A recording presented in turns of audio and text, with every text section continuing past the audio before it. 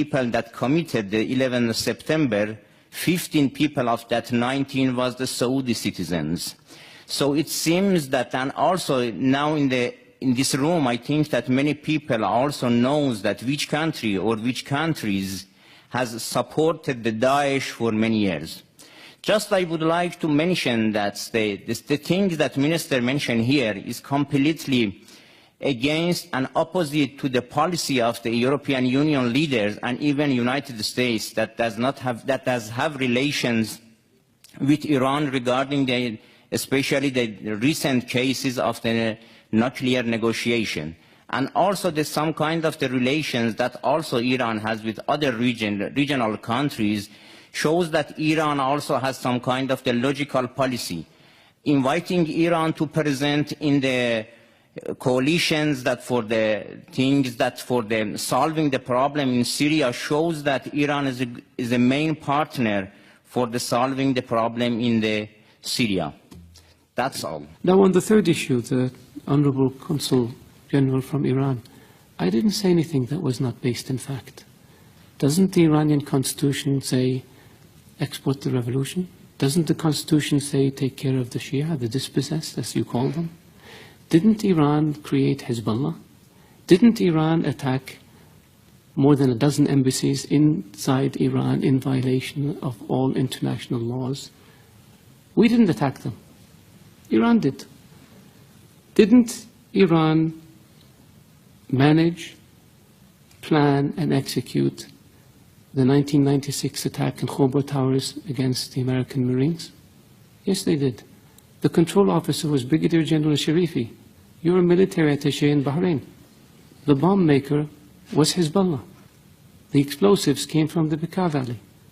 The top 3 leaders of the plot escaped and have been living in Iran ever since. Isn't that sheltering terrorists? One of them we captured last year in Lebanon with an Iranian passport, not a Saudi passport, even though he's a Saudi citizen. Isn't that aiding and abetting terrorists? We didn't make this up.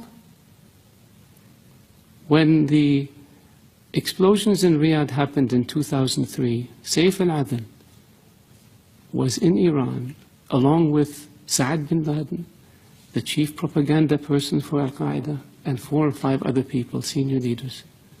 Iran harbored them and protected them. We asked for them to be extradited. It was refused. Some of them are still in Iran. We didn't invent this.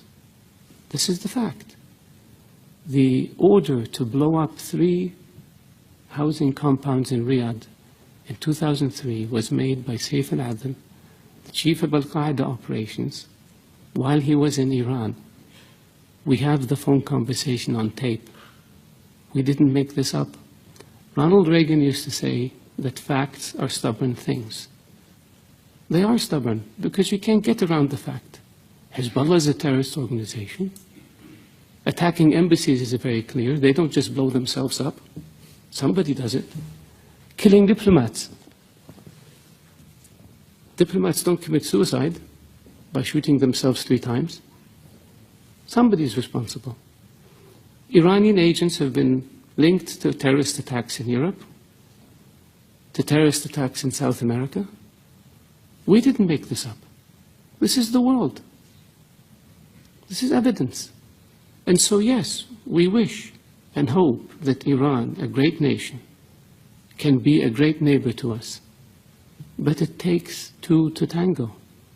It takes willingness to give up this expansionist,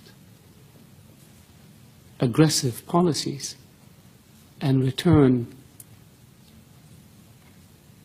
to international norms and behaviors if you want people to deal with you.